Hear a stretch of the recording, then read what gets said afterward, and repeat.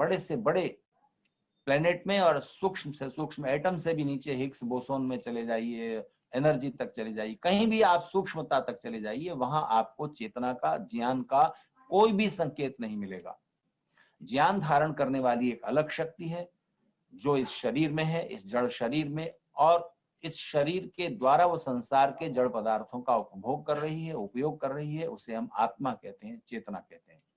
इन दोनों को जो जानता है वो जीवन के वास्तविक तत्व को समझता है और वही क्रांतदर्शी है, वही जीवन के ठीक उद्देश्यों को प्राप्त कर सकेगा। धृतराष्ट्र से संबोधित करते हुए विदुर कह रहे हैं, हे धृतराष्ट्र, ये 10 तरह के लोग धर्म को नहीं जानते। एक तो जो मत्त है, यानी जिसने कोई नशीला पदार्थ सेवन किया हुआ है, ऐसा व्यक्ति धर्म को नहीं जानता। और वो व्यक्ति जो प्रमत्त है, प्रमत्त का अर्थ होता है जो किसी आसक्ति में है, किसी व्यसन में जिसने अपने को फंसा रखा है और वहां पर उसका मन लगा हुआ है, ऐसा व्यक्ति भी धर्म को नहीं जानता। किसी भी विषय के प्रति आसक्ति है तो वो धर्म अधर्म का विचार नहीं करता उससे संबंधित क्षेत्र में। और उसी तरह से जो उन्मत्त हैं, उन्मत्त का अर्थ हुआ जिसके मस्तिष्क में कोई विकार हो गया है। तो ये 3 शब्द थोड़ा थोड़ा अलग अर्थ रखते हैं, मत्त, प्रमत्त और उन्मत्त। मत्त तो वो है जो किसी नशीले पदार्थ का सेवन करके थोड़ी देर के लिए अपने बोध को खो चुका है। प्रमत्त वो है जो किसी भी विषय के प्रति आसक्त होकर या अहंकार में या किसी उसमें प्रमत्त हो जाता है, अपने से ज्यादा कुछ नहीं समझता या उस विषयासक्ति से उबर नहीं पाता और उसे धर्म अधर्म से कोई मतलब नहीं होता। उन्मत्त विचारे को जिसके मस्तिष्क में ही कुछ विकार उत्पन्न हो गया, वो धर्म अधर्म का क्या विचार करेगा। ये 3 तरह के लोग धर्म को नहीं जानते, समझाने पर भी। जो व्यक्ति थक गया है, थका हुआ है, भूखा है या इसी तरह से किसी भी तरह से श्रांत है, क्लांत है, उसको भी आप उचित अनुचित समझाएंगे तो वो और आपके प्रति गुस्सा करेगा। पहले उसकी थकान दूर हो जाए, तब उसे उचित अनुचित समझाइए तो वो समझेगा। क्रोध में आदमी उचित अनुचित नहीं समझता, विवेक भूल जाता है। ऐसा व्यक्ति भी उचित अनुचित, धर्म अधर्म को नहीं जानता। भूखा व्यक्ति, किसी भी तरह की भूख है और उस भूख में वो व्याकुल है, बेचैन है, तो वो भी धर्म अधर्म का विचार नहीं करेगा। और जो त्वरमान है, जो बहुत बहुत जल्दबाजी में है, बहुत जल्दी कुछ चाहता है, जल्दी धनवान हो जाऊं, जल्दी ये प्राप्त हो जाए, तो वो उल्टे सीधे उपायों का अवलंबन करता है, गलत रास्ते अपनाता है कि जल्दी से मेरा लक्ष्य सिद्ध हो जाए, जल्दी से मुझे कुछ प्राप्ति हो जाए। ऐसा व्यक्ति भी धर्म अधर्म का विचार नहीं करता। जिसका लोभ बढ़ा हुआ है, बहुत लोभी है, तो उस लोभ के वशीभूत होकर के वो कुछ भी ऐसा करेगा जो अनुचित है और वो भी धर्म को नहीं जानेगा, ना जानना चाहेगा। और 10वां, जिसकी वासनाएं, जिसकी कामुकता बढ़ गई है, तो उस कामुकता के वेग में वो भी धर्म अधर्म उचित अनुचित का विचार नहीं करता। इसलिए बुद्धिमान व्यक्ति को खास तौर से जो ऐश्वर्य चाहता है या जिसके पास ऐश्वर्य है, राज्य है, और वो उसे नहीं चाहता कि नष्ट हो जाए, तो उसे इन बातों का ध्यान रखना चाहिए। विदुर कह रहे हैं, एक पुरातन इतिहास का उदाहरण देते हुए कहते हैं कि जो व्यक्ति काम और क्रोध का परित्याग कर देता है, परित्याग से अर्थ है कि जब आवश्यकता हो काम और क्रोध से बाहर आ जाने की, काम क्रोध को छोड़ देने की, तब जो ऐसा कर सकता है। और जो योग्य व्यक्ति हैं, उनकी योग्यता से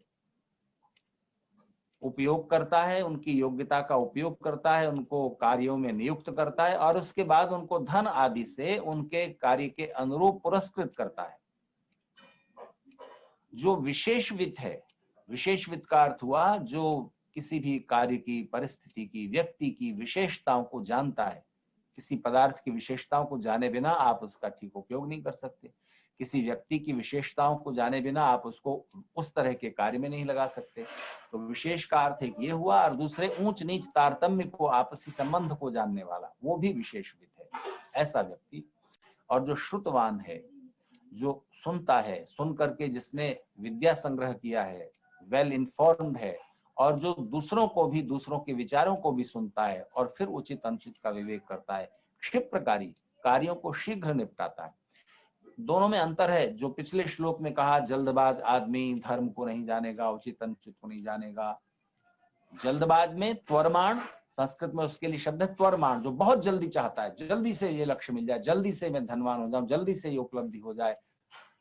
ऐसी जल्दी में जो होता है वो धर्म अधर्म का विचार नहीं करता, और गलत सलत जो शॉर्टकट ढूंढता है और शॉर्टकट में फंस जाता है, वो गलत तरीके भी उसको उपयुक्त लगते हैं, फिर वो धर्म अधर्म का विचार नहीं करता। क्षिप्रकारी का अर्थ है कार्यों को शीघ्रता से करने वाला, जिसमें जितना समय लगना चाहिए विलंब ना करे, टालता ना रहे, कल करेंगे परसों करेंगे, शीघ्र अपने कार्यों को संपन्न करने का ध्यान रखने वाला। ऐसे व्यक्ति को लोग प्रणाम करते हैं, उसके आगे झुकते हैं, उसकी प्रतिष्ठा होती है। जो व्यक्ति जानाति विश्वासयितुं मनुष्यान् विज्ञात दोषेषु दधाति दंडम जानाति मात्रां च तथा क्षमां च तम तादृशं शीर्जुषते समग्रा। इस श्लोक में विदुर ने और एक गंभीर बात कही है कि जो व्यक्ति दूसरों के मन में उचित बात का विश्वास दिला सकता है, सही बात समझा सकता है, और वो तरीके जानता है कि किसी को कैसे सहमत किया जाए, कन्विंसिंग कैपेसिटी जिसमें ये है, उस व्यक्ति को समग्र लक्ष्मी प्राप्त होती है, शोभा प्राप्त होती है। विज्ञात दोषेषु दधाति दंडम, अगर दोष पता लग जाए तो उचित दंड देता है, लेकिन साथ ही जो क्षमाशील भी है, क्षमा करना भी जानता है। यदि अपराध गंभीर नहीं है, यह एक बार समझाने से समझ गया तो उसे क्षमा भी कर देता है। ये जो विवेक रखता है, और दंड दिया जाए तो कितनी मात्रा में दिया जाए, ये ध्यान जिसको है, उसकी शोभा बढ़ती है, उसकी लक्ष्मी बढ़ती है, उसकी राज्यश्री बढ़ती है। तो दोनों बातें हैं अब यहाँ, क्षमा करना और दंड देना। जो दोनों का विवेक रखता है, कब क्षमा करना, कितना क्षमा करना, कितने अपराध पर कितना दंड देना, और कब क्षमा नहीं करना, दंडित ही करना, इन बातों में अंतर है। एक बार क्षमा कर दिया था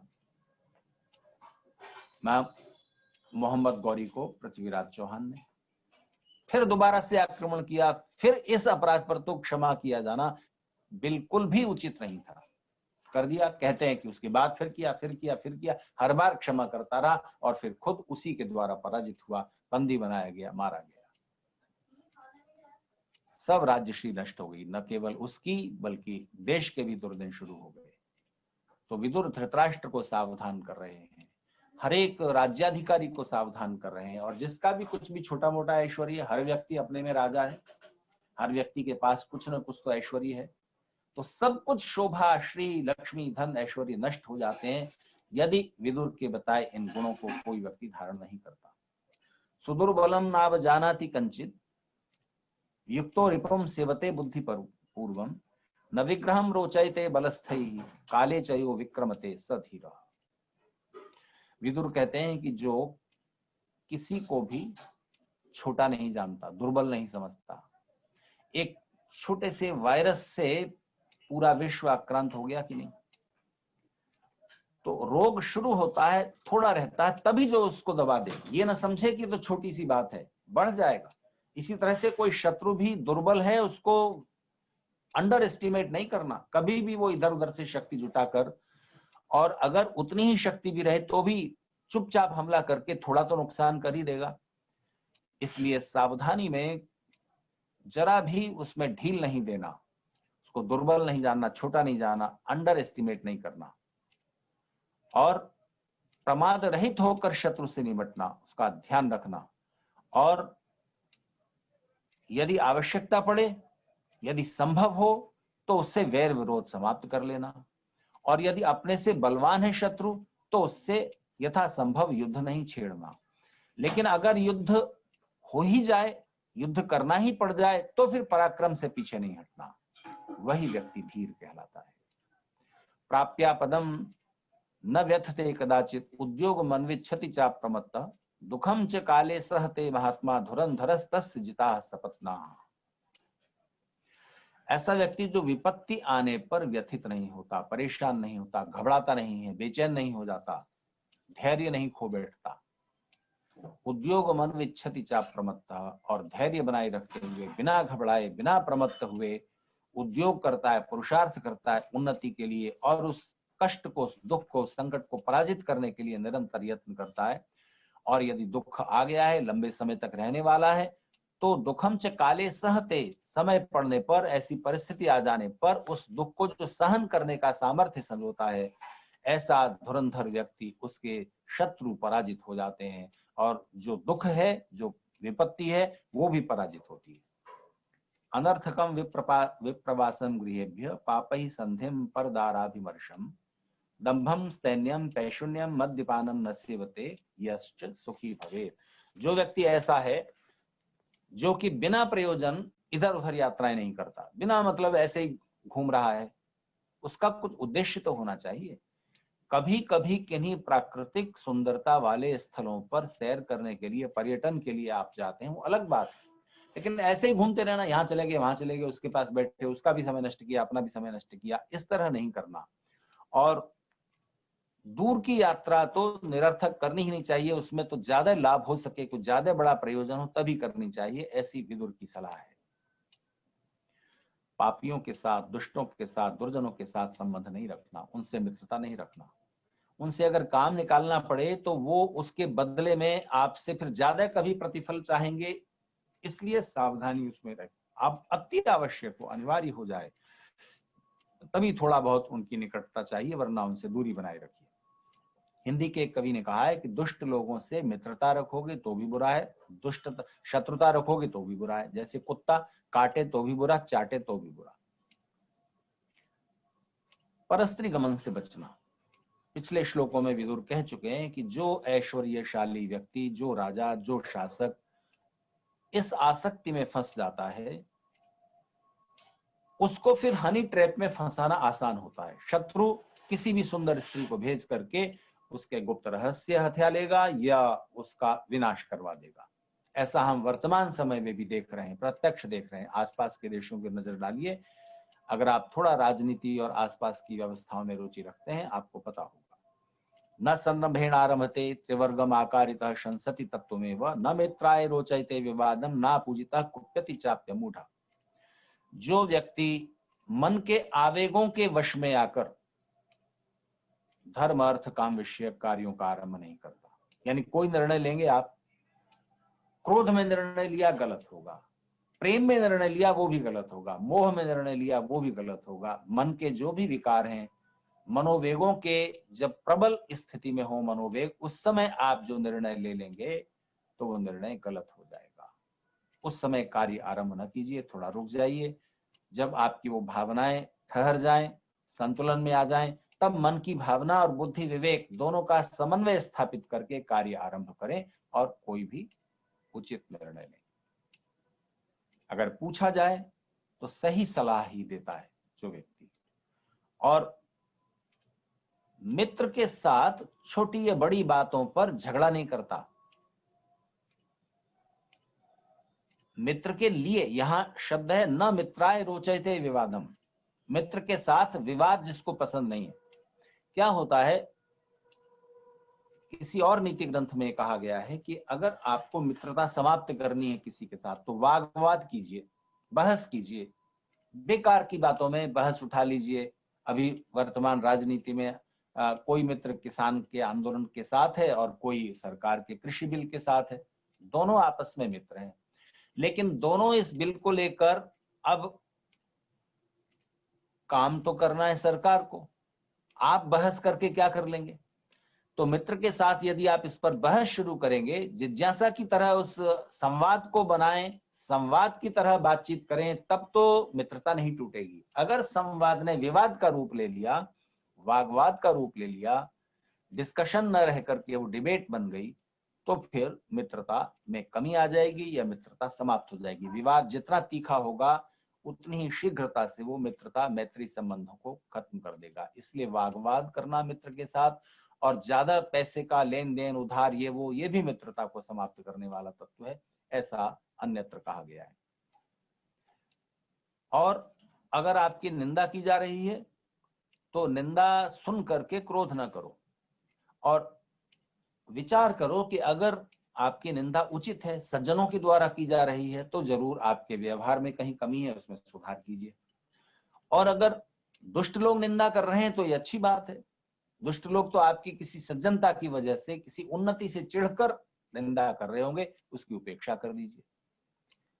महर्षि पतंजलि ने जो साधना का मार्ग बताया है, उसमें चित्त को प्रसन्न रखने के लिए उसमें एक तत्व उपेक्षा भी है, दुष्टों की उपेक्षा। तो दुष्ट लोगों की निंदा करने पर ध्यान न दीजिए, पर सज्जन अगर निंदा कर रहे हैं तो जरूर आपके व्यक्तित्व में या व्यवहार में कहीं कुछ दोष हो गया है, आपसे व्यवहार में कहीं गलती हुई है या व्यक्तित्व में कोई दोष है, तो उसको शीघ्रता से सुधार लें। ऐसी विदुर की सलाह है। यो नोद्धतम कुरुते जातु वेशम न पौरुषेणापि विकथते न्याम न मूर्छितः कटुकान्याः किंचित प्रियम सदा तम कुरुते जनो ही। जो व्यक्ति दूसरों को बुरा लगने वाला, अभद्र लगने वाला वेश नहीं धारण करता या अपने व्यवहार में इस तरह का कुछ भी नहीं अपनाता जो कि दूसरों को अभद्र लगेगा, गंदा लगेगा, असाधु लगेगा, असभ्य लगेगा, और जो बलवान होने पर भी दूसरों की निंदा नहीं करता और अनुचित रूप से पीड़ित किया जाने पर भी कड़ुआ नहीं बोलता, पहले साम नीति से ही सुधार करने की चेष्टा करता है। कड़ुआ बोलने की या दमन करने की बात बहुत बाद में आती है। जो ये विवेक रखता है, ऐसे व्यक्ति को लोग प्रेम करते हैं और उससे मैत्री संबंध उसके स्थिर रहते हैं। न वैरमुद्दीपयति प्रशांतम न दर्पमारोहति नास्तमेति न दुर्गतोस्मीति करोत्य कार्यम तमार्यशीलम परमाहुरार्याः। उस व्यक्ति को आर्यशील कहते हैं, विद्वान लोग, समझदार लोग, गुणी लोग, अच्छे लोग।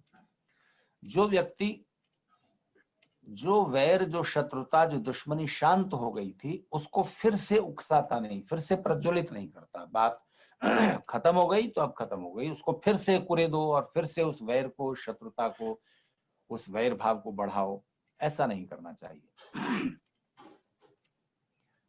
संपत्ति पाकर के, समृद्धि पाकर के, कुछ उपलब्धि पाकर, कुछ उन्नति करके जो दर्प को, अहंकार को प्राप्त नहीं होता,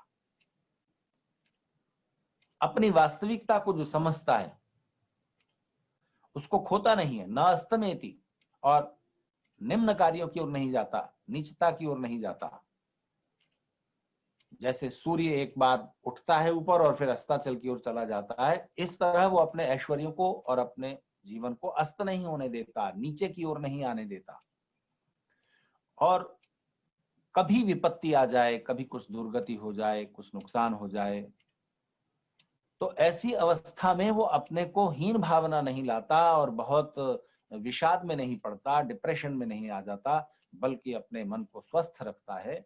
और दुर्गति की अवस्था में भी, दीनहीन अवस्था हो जाए, बहुत कुछ नष्ट हो जाए, बहुत कुछ नुकसान हो जाए, तब भी अकार्य नहीं करता, जो न करने योग्य है ऐसे कदम नहीं उठाता।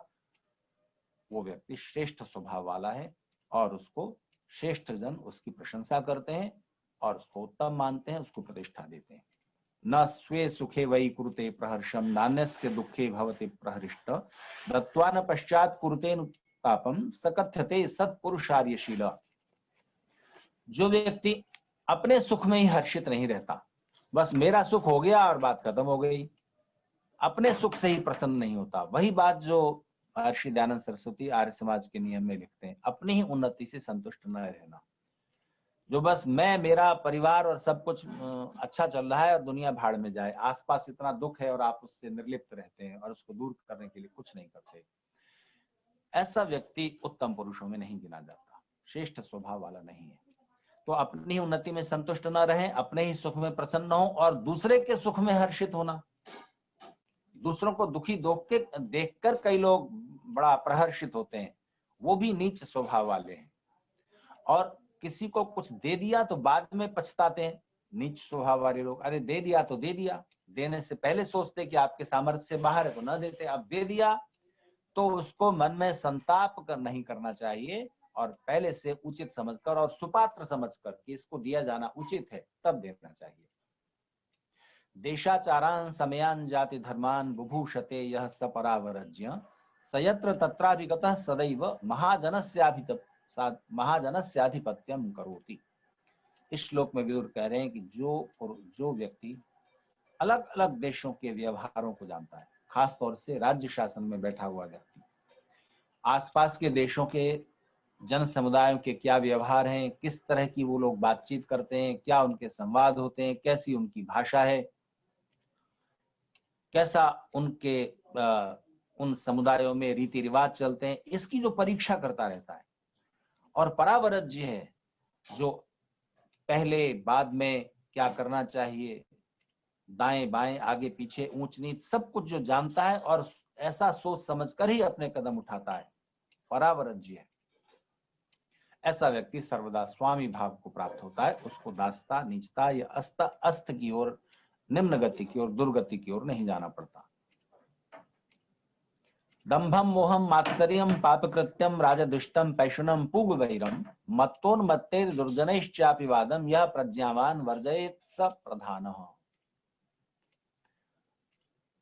वही व्यक्ति श्रेष्ठ है जो दंभ यानी बिना मतलब का अभिमान, दिखाने वाला अभिमान, मोह, आसक्ति, मत्सरता, ईर्ष्या और पाप कर्म, और जो उच्च अधिकारी हैं, राज्याधिकारी हैं, जिस राज्य में आप रहते हैं उस राज्य और राष्ट्र के प्रति द्रोह, देशद्रोह, पिशुनता, चुगली करना, इधर की बात उधर, उधर की बात इधर, निंदा करना, और बड़े समुदाय से वैर ठान लेना, और मूर्खों के साथ, उन्मत्त लोगों के साथ, दुर्जनों के साथ विवाद करना, इन दोषों को जो छोड़ देता है वो श्रेष्ठता की ओर बढ़ता है। दानम मोहम दैवतम मंगलानि प्रायश्चित्तान विविधान लोकवादान एतानि यह कुरुते नैतिकानि तस्योत्थानम देवता आराधयन्ति। देवगण, श्रेष्ठ जन, विद्वत जन उसकी प्रशंसा करते हैं। कैसे व्यक्ति की?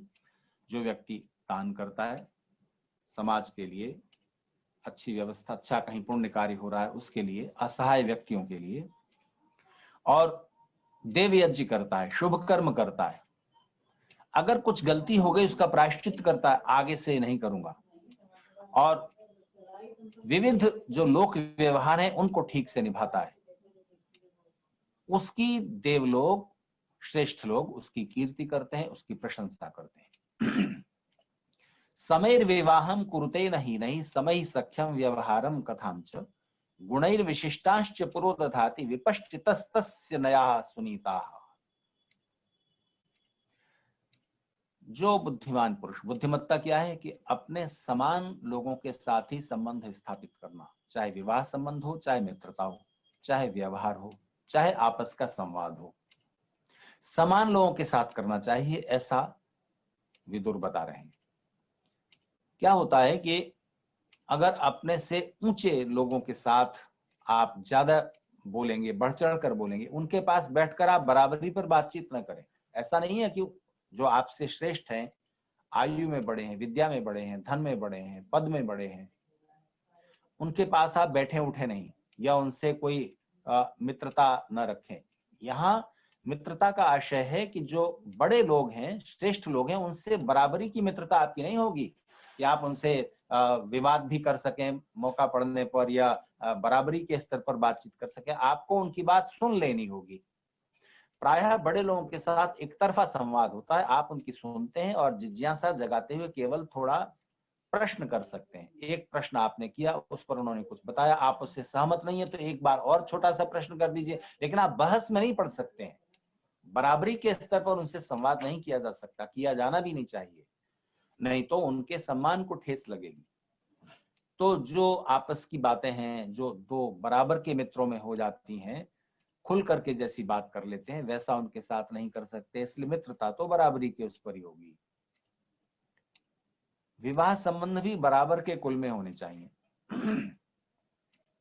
अगर एक ऊंचा कुल है, यानी धन में, प्रतिष्ठा में या किसी भी चीज में वो ज्यादा बड़ा है और ये छोटे उस पर हैं, तो संबंध निभेगा नहीं।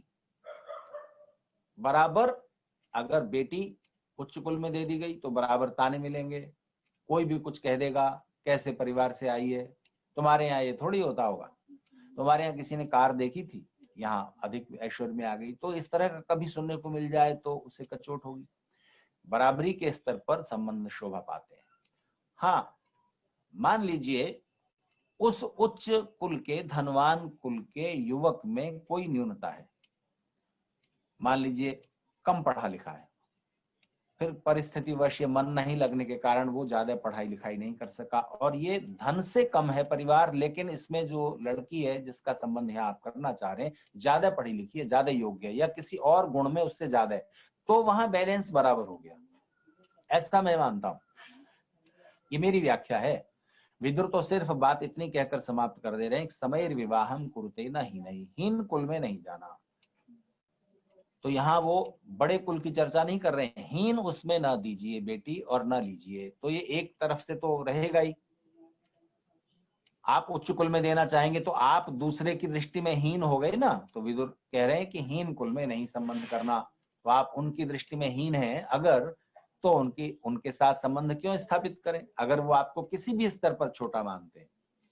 तो जहां आपकी भी गरिमा बराबर बनी रहेगी, वहीं पर विवाह संबंध, और वहीं पर मित्रता, और वहीं पर आपस का संवाद और व्यवहार होना चाहिए, और उसमें शोभा बढ़ती है। फिर बीच में कुछ ऐसा नहीं आता कि निभाने के लिए आपको अतिरिक्त प्रयास करने पड़ रहे हैं। फिर भी अगर किन्हीं विशेष परिस्थितियों में ऐसा हो जाता है तो उसमें पाप नहीं है। किसी उच्च कुल से आप संबंध जोड़ लेते हैं तो उसमें कुछ पाप या ऐसी कुछ बुराई नहीं है, बस ये है कि आपको थोड़ा दबे रहना पड़ेगा और बराबरी के स्तर पर आपको सम्मान प्रतिष्ठा नहीं मिलेगी। इसलिए व्यवहार भी वहीं कीजिए, संवाद वहीं कीजिए, मैत्री वहीं कीजिए, विवाह संबंध भी वहीं स्थापित कीजिए। मितम भुंक्ते संविबध्याश्रितेभ्यो मितम स्वपित्यमितम कर्म कृत्वा ददात्यमित्रेष्वपि याचित संस्तमात्मवंतम प्रदहत्यनर्थः। ऐसे उस आत्मवान व्यक्ति को, ऐसे उस श्रेष्ठ व्यक्ति को अनर्थ छोड़ देते हैं, उसके जीवन में अनर्थ नहीं आते, अनर्थ आते हैं तो चले जाते हैं जल्दी ही। ऐसा व्यक्ति जो उचित मात्रा में खाता है, उपभोग करता है, केवल भोजन ही नहीं किसी भी चीज का उपभोग करता है, तो संतुलित, न कम न ज्यादा। इसमें यह अर्थ भी आ जाता है कि अपनी आय, अपनी इनकम से ज्यादा खर्च करना क्यों और कम खर्च करना क्यों। जितना मित है, जितना उचित है, उतना ही खर्च किया जाना चाहिए, और जिस काम के लिए जितना खर्च किया जाना चाहिए उतना ही कीजिए। तो उपभोग में मित रहना, नपातुला रहना, और भोजन में भी समविभज्याश्रितेभ्यो, और मित भी खाना तो जो आप पर आश्रित है उनमें बांट करके, उनका उचित हिस्सा दे करके, तब आप उपभोग कीजिए। ये बहुत बड़ी सलाह है विदुर की। मितम स्वपित्यमितम कर्म कृत्वा, कर्म करने में नापतोल नहीं कि बस इतना ही करेंगे। वो कर्मचारी जो किसी के यहाँ काम करते हैं तो बस ये देखते हैं कि मेरी ड्यूटी तो इतनी है, तो ड्यूटी के अंदर ही बस जितना बता दिया गया उतना ही जो करता है वो हमेशा उसी लेवल, उसी स्तर पर रहेगा, आगे नहीं बढ़ेगा। लेकिन जब कर्म करना पड़ गया, कोई सामने चुनौती आ गई, आप जहां काम करते हैं उस कंपनी या उस व्यक्ति के यहाँ जहां आप काम करते हैं, तो आपकी ड्यूटी से बाहर भी कुछ करना पड़े और आप करने के लिए प्रसन्नता से तैयार रहते हैं, तो आपकी उन्नति के रास्ते खुल जाते हैं। मैंने कहीं पर एक रोचक बात पढ़ी कि अमेरिका में किसी बड़े शॉपिंग मॉल में, वहां बड़े बड़े डिपार्टमेंटल स्टोर हैं, मॉल है, वहां एक बूढ़ी महिला घुसी, लगभग 80 साल उनकी उम्र थी।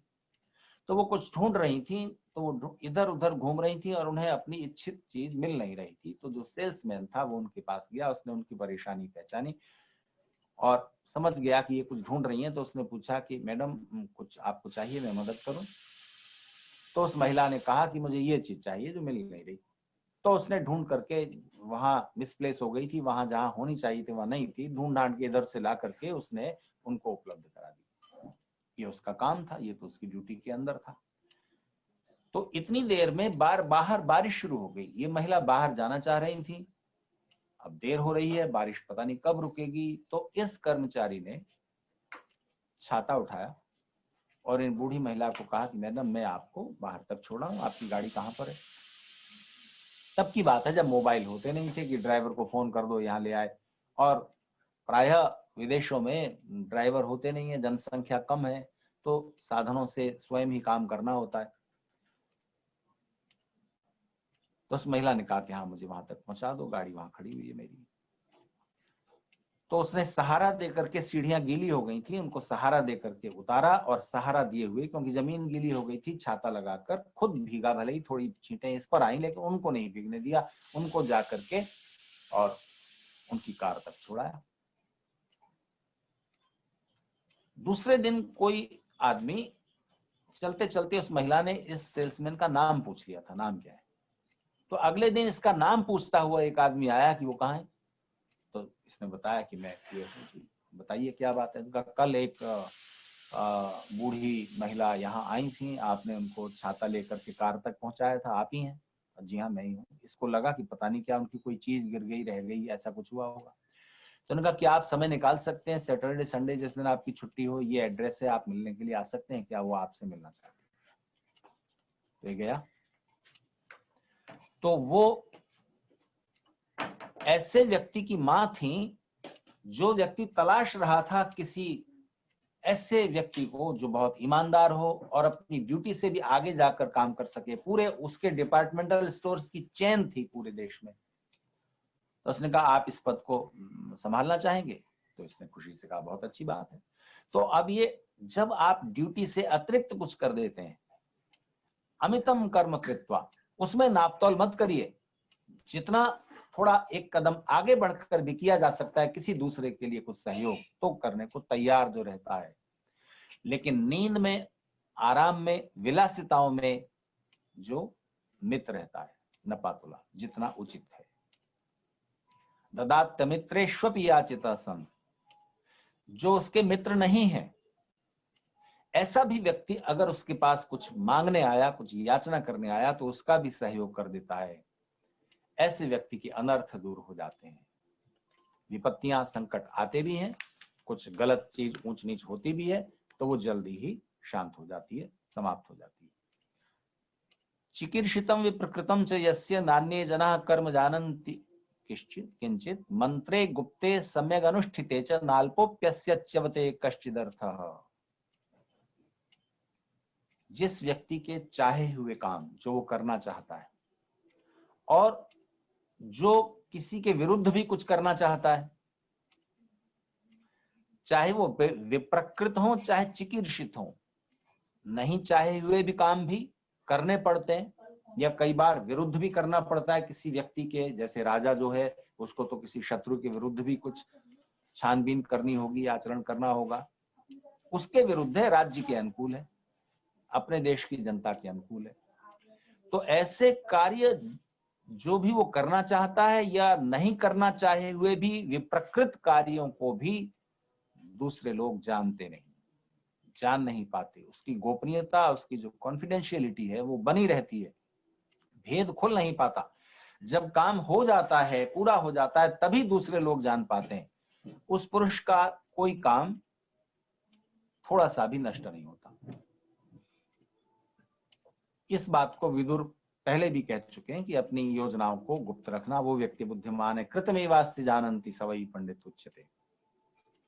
जिसके कार्य किए जा रहे हैं, जो अभी योजना के ही अंदर हैं या काम चल रहा है, उनको उसके शत्रु या दूसरे लोग जान नहीं पाते। कार्य जब पूरा हो जाता है तभी जान पाते हैं। वो व्यक्ति बुद्धिमान है और उसके कार्य नष्ट नहीं होते, बिगड़ते नहीं। यह सर्वभूत प्रशमे निविष्टः सत्यो मृदुर्मान कृत शुद्ध भाव अतीव सत् ज्ञायते जाति मध्य महामणिर जाति व प्रसन्न। विदुर कह रहे हैं कि जो व्यक्ति, जो मनुष्य सब प्राणियों को सुख पहुंचाने में लगा हुआ है, कोई काम करता है तो अगर उस काम से दूसरों का दुख बढ़ेगा तो उस काम को नहीं करता। कार्य करने की वो कार्य चुनता है और कार्य शैली वो चुनता है जिससे उसका भी सुख बढ़ जाए और दूसरों का भी सुख बढ़ जाए। और अगर दूसरों का सुख नहीं बढ़ सकता तो कम से कम दूसरों का दुख ना बढ़ जाए। ऐसा ध्यान में रखकर जो व्यक्ति अपने कार्यों को करता है, सत्यवादी है, उचित बोलता है, कोमल स्वभाव वाला, कोमल स्वभाव वाला, दयालु स्वभाव वाला, दूसरों के प्रति संवेदना, सहानुभूति रखने वाला, दूसरों का मान करने वाला, अपमान नहीं करने वाला। हर व्यक्ति की ईगो होती है, तो दूसरे के अहंकार को बिना मतलब हर्ट ना करते चलें, बिना मतलब उसके स्वाभिमान को आहत नहीं करना चाहिए। एक बच्चे का भी स्वाभिमान होता है, शुद्ध विचार वाला है, वो अपने समुदाय में आसपास जहां तक भी लोग उसे जानते हैं उसमें वो श्रेष्ठ जाना जाता है। जैसे रत्नों के बीच किसी उत्तम रत्न को पारखी लोग तुरंत पहचान लेते हैं और वो अलग चमकता है, इसी तरह ऐसे व्यक्ति की जो दीप्ति है और कीर्ति है वो सब ओर फैलती है। यह आत्मना पत्रपते भृशम नरः सर्वलोकस्य गुरुर्भवत्युत अनंत तेजा सुमनः समाहित स तेजसा सूर्य इवाव भासते। ऐसा व्यक्ति सूर्य के समान प्रकाशित होता है, उसकी कीर्ति, उसका यश, उसकी तेजस्विता सब ओर फैलती है। जो महातेजस्वी है, उत्तम मन वाला है, स्थिर बुद्धि वाला है, यानी जल्दी जल्दी अपने विचारों को बदलता नहीं है। पहले ठीक से निश्चय कर लिया, अब निश्चय कर लिया तो कर लिया, उसको ठीक से करता। अगर थोड़ा आगे चलकर उस निर्णय में कुछ गलती नजर आती है तभी बदलता है, तभी कदम पीछे हटाता है, ऐसा स्थिर बुद्धि वाला। दूसरे दोष बताएंगे, गलती बताएंगे, तब तो एक लज्जा होती है। लेकिन अगर कोई नहीं जान पाया, कोई नहीं देख पाया, तब भी हमसे कोई गलती हो गई, तब भी अंदर अंदर जो लज्जा उठती है, उस लज्जा को जो समझता है और उस जो उसका सम्मान करता है कि ये गलती हो गई मुझसे, वो व्यक्ति सूर्य के समान प्रकाशित होता है। वही बात जो महर्षि दयानंद सरस्वती कहते हैं कि जैसे ही हम कुछ गलत कर बैठते हैं या करने लगते हैं, तब मन में एक लज्जा उठती है, एक शंका उठती है, एक भय उठता है, वो ईश्वर की प्रेरणा है, इस काम को मत करो। ज्यादातर लोग उस प्रेरणा को सुनते नहीं और जो मन कह रहा है वो कर डालते हैं। बुद्धि जो कह रही थी, जिसमें लज्जा होती, लेकिन उससे उबर आते हैं, करते करते दुरभ्यास पड़ जाता है और फिर गलत काम करने की आदत हो जाती है और फिर उसमें कोई हिचक नहीं होती। तो दूसरे जब जान लेंगे, दूसरा कोई देख रहा है तो चोरी से बचता है, तो गलत करने से बचता है कि दूसरे देख लेंगे, ऐसा डर होता है तभी बचता है। लेकिन ईश्वर देख रहा है या हम स्वयं अपनी आत्मा के सामने लज्जित होते हैं, इस भाव को जो रखता है वो गलतियां करने से बचता है, वो दोषों में लिप्त नहीं होता और उसकी शोभा, उसकी कीर्ति, उसकी तेजस्विता सब ओर बढ़ती है सूर्य के समान। वने जाता शापदग्धस्य राज्य पांडव पुत्रा पंच पंचेन्द्र कल्पा त्वयैव बाला वर्धिता शिक्षिताश्च तवादेशं पालयन्त्याम्बिके। हे अंबिके, हे धृतराष्ट्र, इन पांडवों को तुमने ही पाला पोषा है, तुमने ही उन्हें शिक्षित किया है, पुत्र की तरह ही उनका पालन पोषण किया है, इसलिए वो आपके स्नेह के पात्र होने चाहिए, आत्मीयता के पात्र होने चाहिए। उन पर जो आप लोभ की वजह से जो उनका राज्य वापस नहीं कर रहे हैं, यहाँ विदुर इस तरह समझाना चाह रहे हैं। प्रदायै तेषाम् उचितं तात राज्यं सुखी पुत्रैः सहितो मोदमाना न देवानां नापि च मानुषाणां भविष्यसि त्वं तर्कणीयो नरेंद्र। हे राजन, हे धृतराष्ट्र, इन पांडवों का उचित राज्य दे दो और अपने पुत्रों के साथ सुखी और प्रसन्न रहो, और ये भी तुम्हारे पुत्र ही हैं। दोनों में एकता हो जाएगी, संगठन हो जाएगा तो तुम दिग्विजयी होगे, तुम्हारे पुत्रों में और पांडु पुत्रों में। तो इसलिए इनसे वैर विरोध करने की जरूरत नहीं, उनका राज्य उनका ही है, तुम्हारा तुम्हारा है। तुम हस्तिनापुर में तुम्हारा दुर्योधन राज्य कर रहा है, करता रहेगा, उनका राज्य इंद्रप्रस्थ का उन्हें दे दो। लेकिन धृतराष्ट्र और उनका पुत्र दुर्योधन ये मानने को तैयार नहीं हुए और आप परिणाम जानते हैं। तो अगर तुम ऐसा कर दोगे, धृतराष्ट्र को कह रहे हैं विदुर, अगर तुम ऐसा कर दोगे तो फिर विद्वान लोग भी और साधारण जन भी, प्रजा के लोग तुम पर कोई शंका नहीं करेंगे और तुम्हारे ऊपर कोई लांछन नहीं आएगा, तुम्हारे ऊपर कोई आक्षेप नहीं आएगा। सब दृष्टि से आप एक न्यायकारी राजा के रूप में प्रसिद्ध होंगे। इस तरह विदुर ने समझाया कि एक अध्याय विदुर नीति का पूरा हुआ। दूसरा अध्याय प्रारंभ होता है। धृतराष्ट्र फिर कहते हैं, हे राजन, आप धर्म में और राजनीति में, नीति विद्या में कुशल हैं, निष्णात हैं, और मैं चिंता से जल रहा हूं। मुझे चिंता से जागते हुए व्यक्ति को, जलते हुए व्यक्ति को आप निश्चय से कहो, निश्चय पूर्वक कहो कि मुझे क्या करना चाहिए। त्वं माम यथावत् विदुर प्रसादि प्रज्ञापूर्वं सर्वमजात शत्रोः यन्मन्यसे पथ्यमदीन सत्वं श्रेयस्करं ब्रूहि तद्वै कुरूणाम। हे अधीन सत्व स्पष्ट कहने वाले विदुर, जैसा होना चाहिए वैसा ठीक ठीक मुझे बुद्धिपूर्वक बताओ कि मुझे क्या करना चाहिए, जिससे युधिष्ठिर के प्रति भी न्याय हो सके और कौरवों के प्रति कल्याणकारी आचरण हो सके, ऐसा मुझे बताओ। अब देखिए, यहां भी वो अपना पक्षपात अभी भूल नहीं पाए हैं। अभी विदुर के द्वारा और घिसे जाएंगे और ग्रिल किए जाएंगे और उपदेशों की चर्चा शुरू होगी, क्योंकि यहां भी उन्होंने अपना जो अंतर्मन की बात कह दी। पांडवों के साथ अन्याय प्रतीत न हो और कौरवों के प्रति कल्याणकारी। तो ये जो भेदभाव है जो राजा के उस पर अधिष्ठित है, उसको तो एक सफाई कर्मचारी के बच्चे और अपने बच्चे के बीच भी दोनों के प्रति कल्याण का भाव रखना चाहिए। वो अपने सगे भाई के पुत्रों के प्रति भी कल्याणकारी की कामना नहीं कर रहा है, वो कर रहा है कि युधिष्ठिर के प्रति अन्याय प्रतीत न हो, बस इतना हो जाए और मेरे पुत्रों का कल्याण हो। तो यहाँ अभी भेदभाव मन में बना हुआ है। विदुर इसको भाप जाते हैं और चर्चा प्रारंभ करते हैं। विदुर कहते हैं, पापा शंकी पापमेवानुपश्यन् पृच्छामि त्वां व्याकुले नात्मा नाहम। अभी धृतराष्ट्र की चर्चा चल रही है। कवे तन्मे ब्रूहि सर्वम यथावन मनीषितम सर्वमजात शत्रु। हे विद्वान, हे कवि, विदुर को संबोधित करके धृतराष्ट्र कह रहे हैं, आने वाले दुख से मैं पीड़ित हूं, आने वाले समय की जो चिंताएं हैं मुझे व्याकुल कर रही हैं, और पिछले जो मुझसे कुछ गलतियां हो गई हैं उससे भी मेरा मन दुखी है, संतप्त है। ऐसा मैं हूं और मैं पूछता हूं कि युधिष्ठिर का भावी कार्यक्रम क्या है। अब देखिए, यहां भी अभी धृतराष्ट्र का अंतःकरण पवित्र बात नहीं कह रहा है, उससे जो बात उठ रही है वो वो ये अनुमान लगाना चाह रहे हैं कि युधिष्ठिर का पांडवों का आगे का प्लान क्या है, वो आगे की योजना क्या है, ये विदुर के द्वारा कैसे भी पता लग जाए। पर विदुर तो विदुर हैं, वो धृतराष्ट्र को न्याय पर ही आरूढ़ करना चाहते हैं और सच्चाई की, धर्म की, न्याय की बात ही उसके चित्त में उतारना चाहते हैं। इसके लिए सारी उपदेश चर्चा चल रही है। और वो जो उपदेश चर्चा हुई है, जो उपदेश दिए हैं विदुर ने, वो प्रत्येक व्यक्ति के लिए कल्याणकारी हो गए हैं। जो भी ऐश्वर्य चाहता है या जिसके पास कुछ भी ऐश्वर्य है, चाहे वो बड़ा सम्राट राजा ना भी हो, शासन के उच्च पद पर ना भी बैठा हो, कहीं तो आपका शासन चलता है, कुछ तो ऐश्वर्य आपके पास ही। हर व्यक्ति जो भी प्रगतिकामी है उसके लिए उपदेश अत्यंत उपादेय उपयोगी है। तो विदुर कह रहे हैं, शुभम वा यदि वा पापम, द्वेष्यम वा यदि वा प्रियम, अपृष्टस्य तद ब्रूयात् यस्य नेच्छेद पराभवम। देखो धृतराष्ट्र, जिस व्यक्ति की पराजय और हानि हम नहीं चाहते, जिसका नुकसान नहीं होने देना चाहते, अहित नहीं होने देना चाहते, वो अगर ना भी पूछे तब भी उसको क्या उचित है, क्या अनुचित है, क्या धर्म है, क्या अधर्म है, वो यथावत रूप से बताना चाहिए। यदि वो उसे बुरा लग जाए तो भी, उसको प्रिय लगे तो भी, अप्रिय लगे तो भी, हितकारी व्यक्ति की ये जिम्मेदारी है, दायित्व है कि उसका हित ही बोले, भले ही सामने वाले को अहित लग जाए, अप्रिय लग जाए। जिसका हम हित चाहते हैं वो सामने वाला ना भी पूछ रहा हो तब भी उसे बताना चाहिए। तो मैं तो बिना पूछे भी तुम्हें धर्म अधर्म और तुम्हारे लिए क्या हितकारी है वो बताऊंगा, बताता अवश्य, तुमने तो पूछा है। तस्माद् वक्ष्यामि, इसलिए मैं कहता हूं हे राजन, हितम यत् स्यात् कुरून् प्रति, कौरवों के लिए जो हितकारी है वो करो। वचः श्रेयस्करम धर्म्यम ब्रुवतस्तन् निबोध में, तुम्हारे लिए हितकारी वचन ही कहूंगा, कल्याणकारी ही कहूंगा, और कौरवों के लिए जो भी धर्मानुकूल है और कल्याणकारी है वो मैं तुम्हें कहता हूं, उसे सुनो।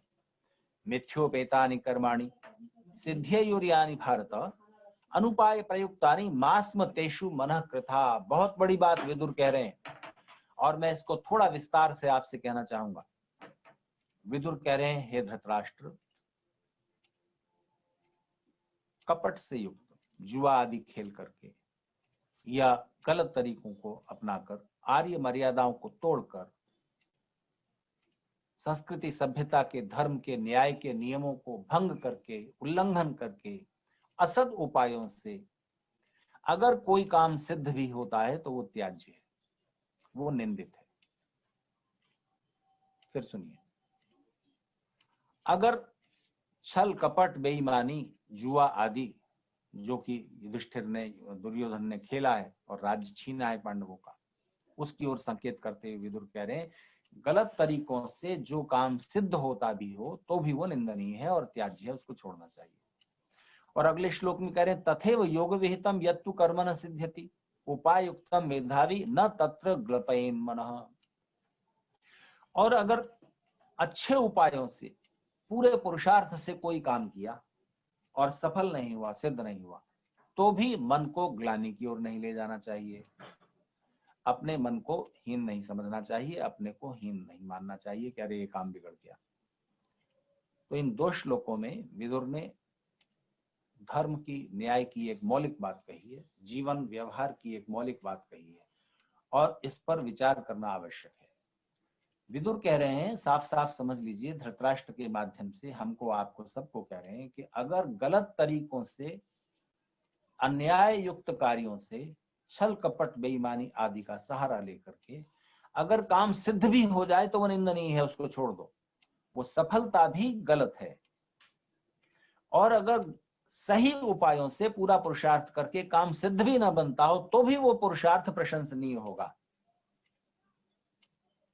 अब यहां विचार करने योग्य बात यह है कि महाभारत के युद्ध में ही, क्योंकि विदुर के समझाने के बाद भी धृतराष्ट्र नहीं माने, दुर्योधन का प्रभाव ज्यादा था, और धृतराष्ट्र समझते हुए भी पुत्र मोह के कारण वो उचित निर्णय नहीं ले सके, दुर्योधन को अंकुश में नहीं कर सके। युद्ध हुआ, आप सब जानते हैं। और उस युद्ध में फिर श्री कृष्ण ने इस बात में बिल्कुल संकोच नहीं किया कि अगर छल कपट बेईमानी करनी पड़े, झूठ बोलना या बुलवाना पड़े, तो उसमें वो संकोच उन्होंने नहीं किया, और विजय मिलनी चाहिए जिस किसी भी तरीके से, ये भी आप जानते हैं। और प्रायः लोग श्री कृष्ण पर महाभारत में किए गए ऐसे जो छल कपट के प्रयत्न हैं उनका दोष भी लगाते हैं। एक तरफ गांधी हैं, हमारे देश की आजादी के आंदोलन के एक महानायक महात्मा गांधी, वो साधनों की पवित्रता पर बहुत बल देते हैं।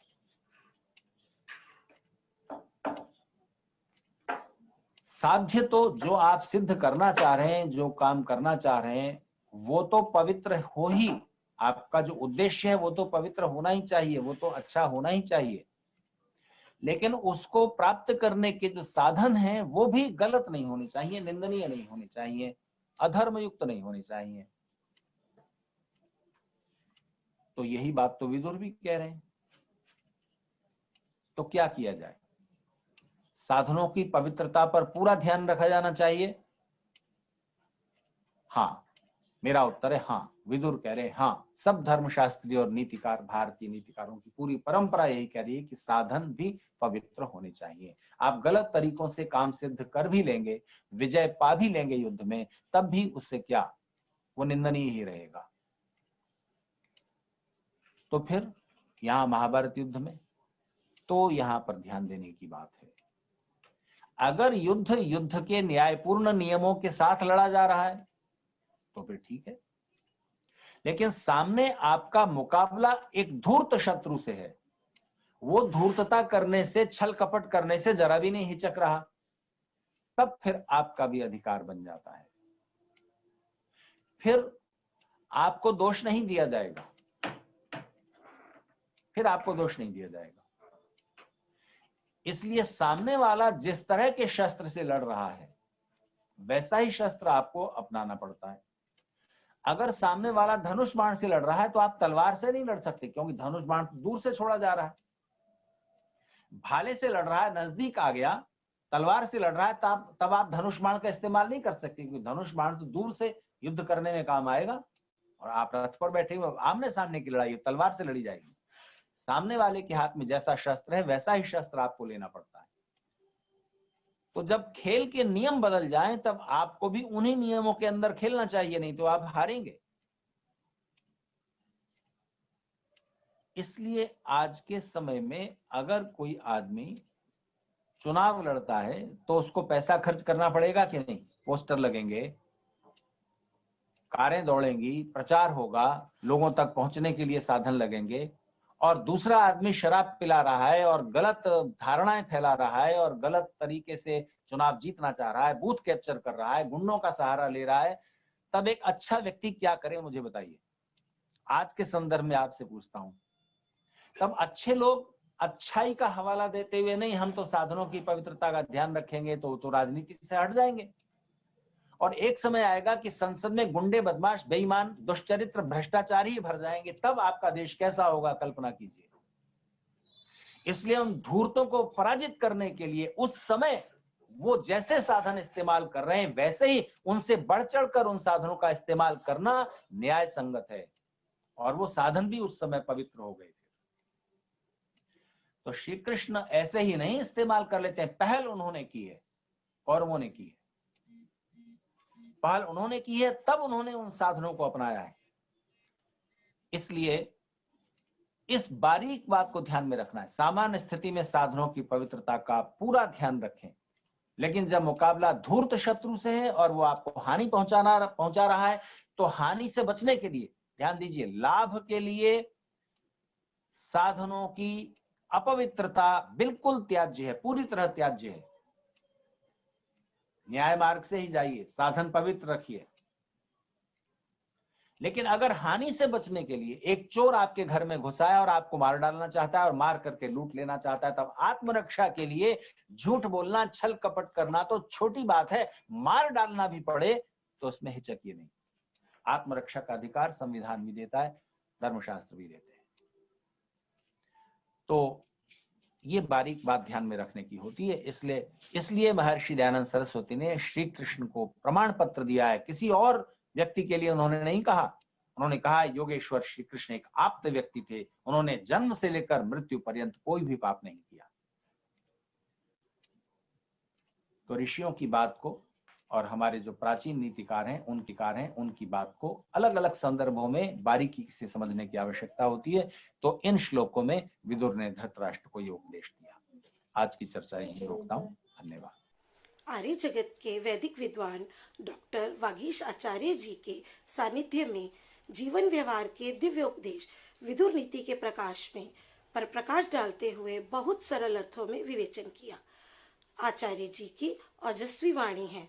आपका हृदय से बहुत बहुत धन्यवाद। दिल्ली आर्य प्रतिनिधि सभा, आर्य केंद्रीय सभा तथा आर्य समाज मोती नगर नई दिल्ली के सहयोग से यह कार्यक्रम आयोजित हो रहा है।